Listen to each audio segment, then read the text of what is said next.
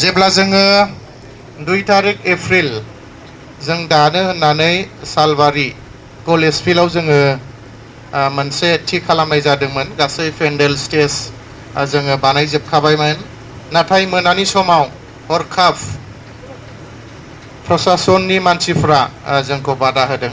जों जेब्ला सोंदों मानि थाखाय जोंहा पारमिसन जाखानानै नोंथांमोना जोंखौ बादा होखो होनोब्ला बिथांमोना बुंदों सोनाबनिफ्राय मोनसे बादा फैदों। होमबा साननानै लादो सालबारिनिफ्राय सोनाब होनना बुङोब्ला बबे जायगानिफ्राय थांदों। थेवब्लाबो जोङो जेनाखै हरसेनि गेजेरावनो जोबोद नारा नाथा नाजानायनि गेजेरजों सानलाय हलाय बयजोंबो सावरायलायनायनि गेजेरजों बै बाक्सानिनो बरबरि आगोलनि NDFB-नि डिजिग्नेटेड केम्प बेवहाय जोङो जायगाखौ चेन्ज खालामब्रबनानै जोङो 2 तारिख एप्रिल खालि बे अल्टारनेटिभ पार्टी अफ बर'लेण्ड बेखौ डक्टर अनजालि मेडाम, आफादगिरि गाहाय नेहाथारि हिसाबै सार प्रदीप कुमार ब्रह्म, रिटायार्ड DIG प्रिजनार, लोगोसे जगदीश ब्रह्म बिथांमोनखौ लानानै जोङो APB हान्जाखौ बे दिनखालि जों दाफुंनानै लानो हादों। बै दिननिफ्रायनो जोंनि जाय बिबानगिरि बिथांमोन मोनदों रावबो जिरायाखै, मेंनायखौ मेंनाय बायदि सानाखै। जायगा मोनफ्रोमबो गिदिंदों, मोनफ्रोमबो जायगाफ्राव थाङै थाङै मानसि बुथुमदों। बेनि गेजेरजों गसाइगावनिफ्राय आराम्भ खालामनानै अदालगुरिसिम दिनैनि दिनाव जोंहा मानसि मोननो हाबाय। मानसि मोननायजों लोगोसे मोनफ्रोमबो जायगायाव जोङो दिनै डिस्ट्रिक्ट कमिटिफोर दानायजों लोगोसे ब्लक कमिटिफोरखौ जों दाफुंनानै लानो हाबाय। माखासेयाव दंबावो। बेजों लोगोसे गुबुन गुबुन जायगाफ्राव प्राइमारिजों लोगोसे आरो बुथ लेभेलसिम दाफुंनानै लानो हाबाय। जों बेबायदि जों खोनानो मोनदों, नुनोबो मोनदों। बेनि थाखाय इउनाइटेड फरामनि जानानै आङो APB-नि आफादगिरि नेहाथारिजों लोगोसे साफ्रोमबो मावथिफोरखौ सिगाङावनो साबायखर बावो। थारैनो इउनाइटेड फराम हिसाबै जोंहा मोनसे सिमां दङ, साननाय दङ। दिनै गोबाङा सानो, गोबाङा बुङो दिनै APB हान्जाया सोरनिबा आन्दोआव दाजानाय होननानै। नाथाय बियो गासैबो नंखाय। जों सोरनिबा हां लानानै, सोरनिबा अक्सिजेन लानानै दिनै APB हान्जाखौ जोङो दायाखै। APB हान्जाखौ दिनैनि दिनाव बेबायदि दैदेनबाय थायाखै। बियो जोंनो जों सानलायनायनि गेजेरजों APB हान्जाखौ दादों आरो जोंनो जि हायो बेनि गेजेरजों दिनैसिम प्रग्रामफोरखौ खालायबाय थादों। बेयाव खुनु सोंलु सिखारनो नाङा। सोरबा BPF-नि एजेन्ट, सोरबा BJP-नि एजेन्ट बा सोरनिबा एजेन्ट बुंनायाव जोंहा बेबायदि काउन्टार होबाय थानांगौनिबो गोनांथि गैया। थारैनो दिनै गोबाङा गोबां बाथ्रा बुंबाबो जों दासिमबो जेबो खेरायाखै। इउनाइटेड फरामाबो बेबायदिनो मोनसे समाव जेब्ला NDP-आ गावस्रा गावस्रि जाबाय, एकर्डखौबो गावस्रा गावस्रि खालामनायनि गेजेरजों बेबायदिनो एकर्ड खालामबोबाय। जों सानदोंमोन NDP-आथ' जिखि जाया एकर्डखौ खालामबाय, जा मोनदों मोनाखै बेखौ जों जेबो नांजाला। बेसेबांनाखि बेयाव जोंनि BTC-आव जेसेबांनाखि रायजोफोर दङ, जोंनि मददगिरिफोर दङ, जोंखौ मोजां मोनग्राफोर दङ, जायफ्रा जोंखौ जाहोबोबाय, लोंहोबोबाय, खस्थ' खालामबोबाय, गासैबो रायजो राजाफ्रा जेन गोजोन मोनथोंसै, बिसिनि साननाय हनाया सुफुंजाथोंसै, बेफोरखौ लानानै जों गोजोनदोंमोन। नाथाय दिनै जों नुनो मोनदों NDP-आथ' गोजोन गैखाया, दिनैसिमबो जोबथेसालियाव दंखायो। दिनैसिमबो हाजार हाजार केसजों दिनैसिमबो नागिरजागासिनो दंखायो। सानफ्रोमबो वारेन्ट फैनाय, सानफ्रोमबो समन लेटार फैनाय, सानफ्रोमबो कर्टआव थांनांनाय, मोसौ मोसा फाननांनाय, दाउ अमा फाननांनाय, बेबायदि दिनैसिमबो सोलिगासिनो दंखायो। नाथाय रायजो राजाफोरखौ जों दिनै गोजोन होनो हागोन खोमा, BTR सरकारा जों साननायमोन। नाथाय दिनै जिबायदि नुबाय रावबो गोजोननाय गैया, सान्थि गैया।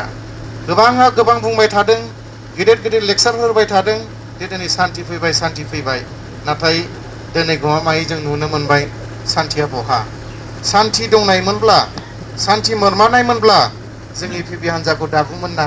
बे मोनसे सोंलु। दिनै APB हान्जा दानायनि उनाव नोंथांमोना जोंजों फैगौमोन ना? बे मोनसे सोंलु।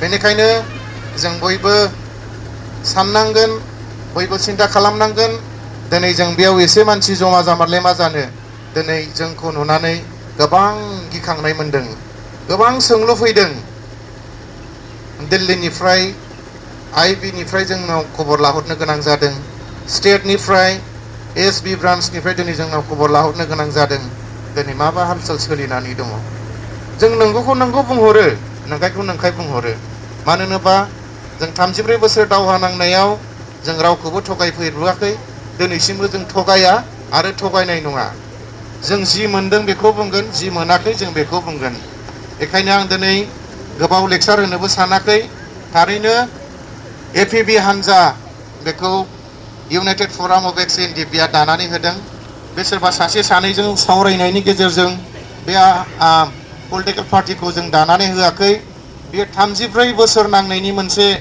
बियो बाहागो एपिबि हान्जायाबो मोनसे नांनायनिनो मोनसे पार्ट 34 बोसोर नांनानै जों जिबायदि खस्थ' मोनबोदों जेरैबायदि जोंखौ रायजो राजाफ्रा मदद होबोदों बिनि जों माबा मोनसे बिख'नानै लानो थाखाय बा जोंनि जि 34 बोसोर सोमावसारनायनि फिथाइ बेखौ मोनफुंनो थाखाय दिनै जों एपिबि हान्जाखौ दानानै लादों बेयाव सानसे साननै सावरायब्रबनानै जों बेखौ खालामाखै जेब्लानो इउनाइटेड फराम अफ एक्स एनडिपि जोनोम जादों 2022 मायथाइनि 21 अक्ट'बराव बे उननिफ्रायनो जों गोसोआव सानबाय थादों सान हर रायलायबाय थादों दिल्लीयाव थांब्लाबो गुवाहाटीयाव थांब्लाबो रन्जन दैमारि सानाव थांब्लाबो सोरबा मेलेम गोनां मानसिफोरखौ जों लोगो मोनब्लाबो बयजोंबो सावरायलायदों दिनै जों मा उपाय मा खालामनाया मोजां गावनि आथिङाव गसंथाबनोब्ला जों मा खालामनांगोन जोंनि साननायफोरखौ जाफुंहोनोब्ला जों मा खालामनांगोन